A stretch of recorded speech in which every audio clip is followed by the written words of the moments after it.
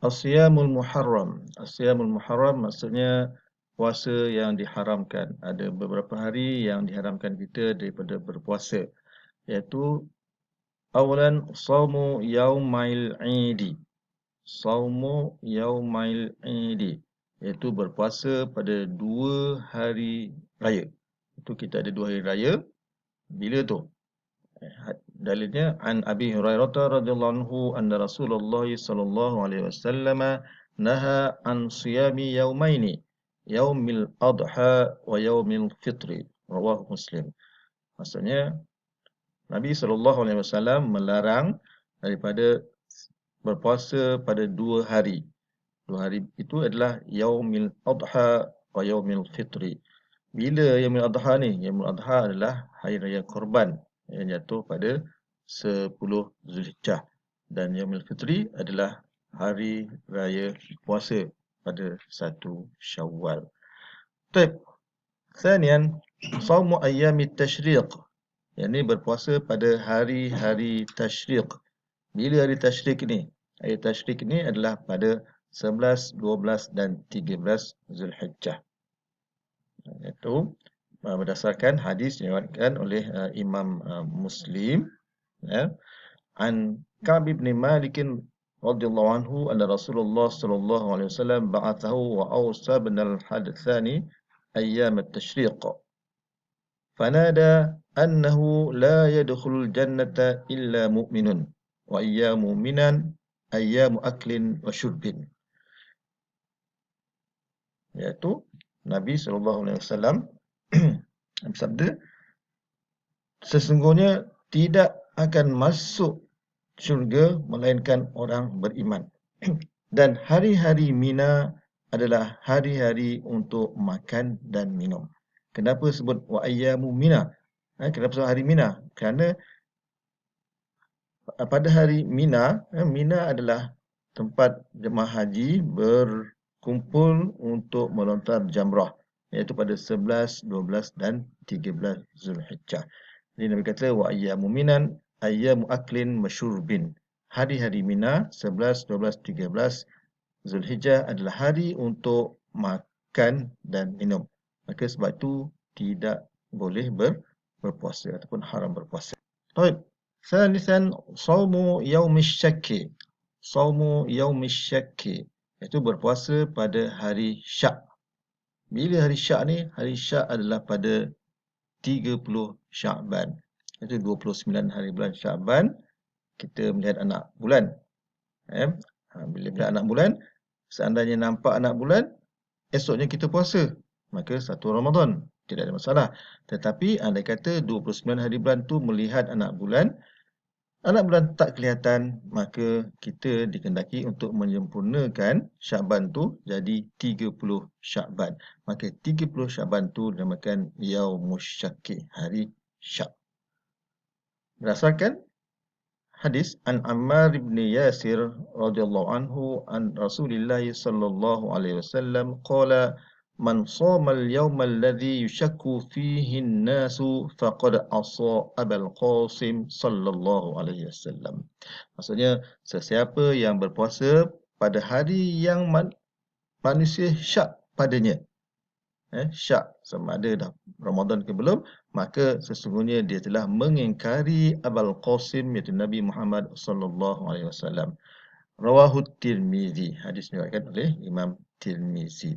Maka pada 30 Sya'ban, hari Syak, diharamkan berpuasa. Baik. Rabi'an, Saumun nisfi tsani min Sya'ban. Saumun nisfi tsani min Sya'ban, iaitu berpuasa pada separuh yang kedua dari bulan Sya'ban.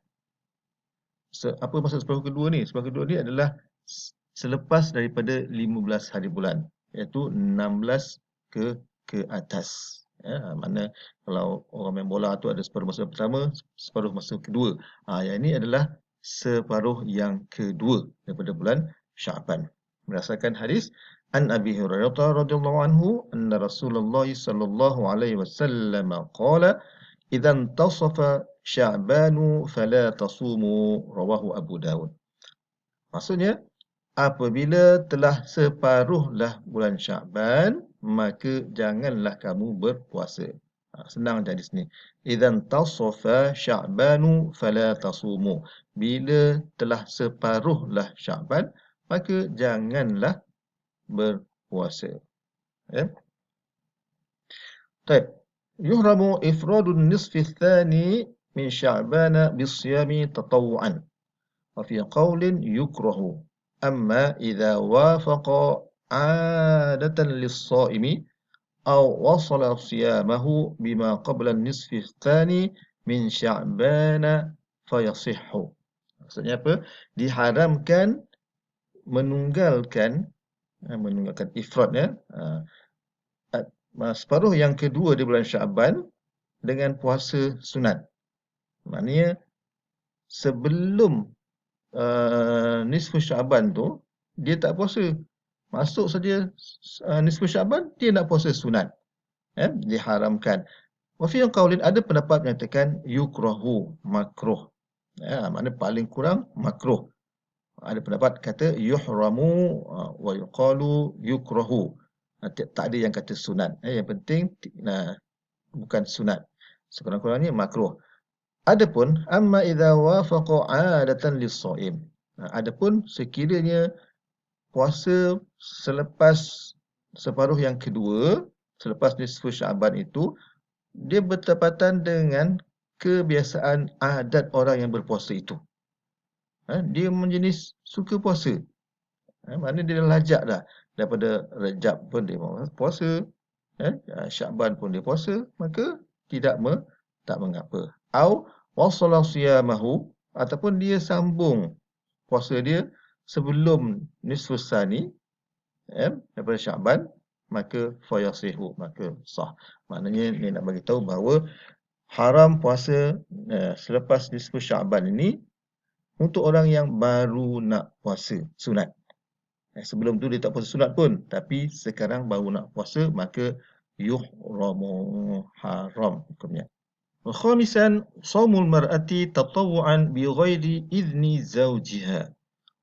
Iaitu seorang wanita sini maksudnya adalah isteri, berpuasa sunat tanpa izin suaminya. Shaumul mar'ati tatawu'an bi ghairi idzni zawjiha. عن أبي هريرة رضي الله عنه أن رسول الله صلى الله عليه وسلم قال لا يحل للمرأة أن تصوم وزوجها شاهد إلا بإذنه. رواه البخاري. Maksudnya Nabi SAW bersabda, tidak halal bagi seorang isteri berpuasa dalam keadaan suaminya berada di sisinya, melainkan dengan izin suaminya. Maksudnya kalau seorang isteri tu nak puasa sunat boleh, tapi dengan kebenaran, kena minta izin daripada suaminya dahulu, barulah boleh dia berpuasa sunat. Ini puasa sunat. Kalau puasa wajib tak perlu. Tak perlu untuk minta kebenaran daripada suami.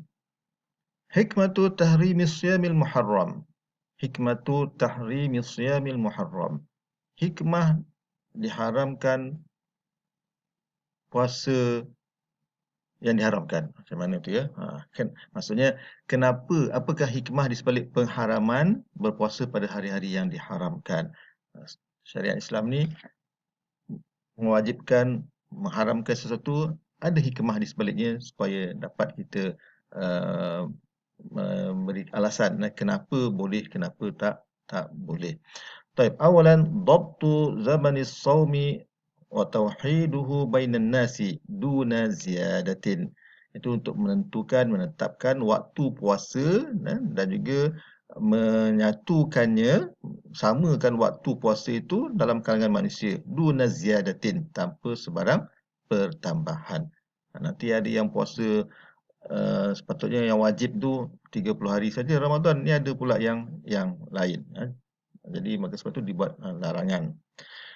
Baik. ثانيا توفير القوة على صوم رمضان.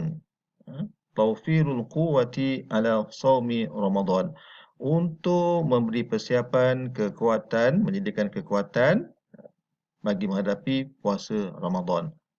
Maknanya kalau hari-hari tertentu tu masih juga berpuasa dibimbangi nanti sekiranya memberikan beban pada orang yang tak biasa kan. Jadi nak puasa sunat, puasa awal-awal lagi, tapi masa yang diharamkan tu jangan berpuasa. Baik, ثالثا صوم يوم العيدين من الإعراض عن ضيافة الله تعالى لعباده. صوم يوم العيدين من الإعراض عن ضيافة الله تعالى لعباده.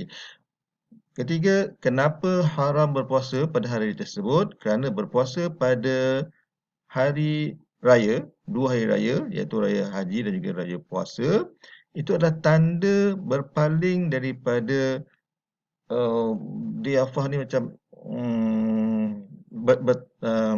tetamu. Diafah ni asal daripada tetamu.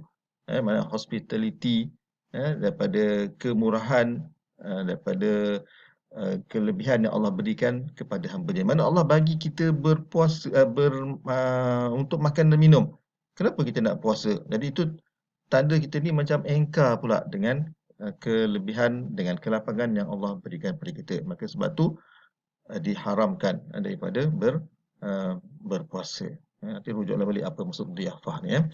Taib, rabi'an yuhramu sawmu fi 'aidin nahri li'ajli an ya'kula minan nusukil mutaqarrab bi dhabhihi. Diharamkan berpuasa pada hari nahar. Mata yaumun nahri 'aidin nahri, iaitu hari diharamkan berpuasa pada hari raya korban. Supaya apa? Supaya manusia boleh makan daripada daging korban yang kita takarub kepada Allah SWT dengan daging korban tadi. Maknanya buat korban pada yaumun nahar, pada Aidil Fitri, dan juga hari-hari tasyrik, 3 hari tu, 11, 12, 13 tu, tujuannya adalah supaya dapat makan. Jadi sebab tu diharamkan berpuasa pada hari korban dan juga hari tasyrik. Taib. Khamisan yuhramu as-sawmu fi 'Aidil Fitri li'alla yakuna dhari'atan ila ziyadati fil wajibi. Diharamkan berpuasa pada hari raya puasa supaya dia tidak menjadi jalan pendorong kepada menambahkan benda yang wajib. Yang wajibnya adalah puasa Ramadan saja. Tetapi bila ditambah pada Aidil Fitri, dah wajib pula 30 Ramadan tambah 1 Syawal. Jadi yang wajib tu dah pasti dah Ramadan saja. Maka jangan ditambah dengan hari-hari raya puasa. Demikianlah. Itu dia hikmatu tahrimis siyamil muharram. Apakah hikmah di sebalik pengharaman puasa-puasa pada hari yang diharamkan. Wallahu a'lam.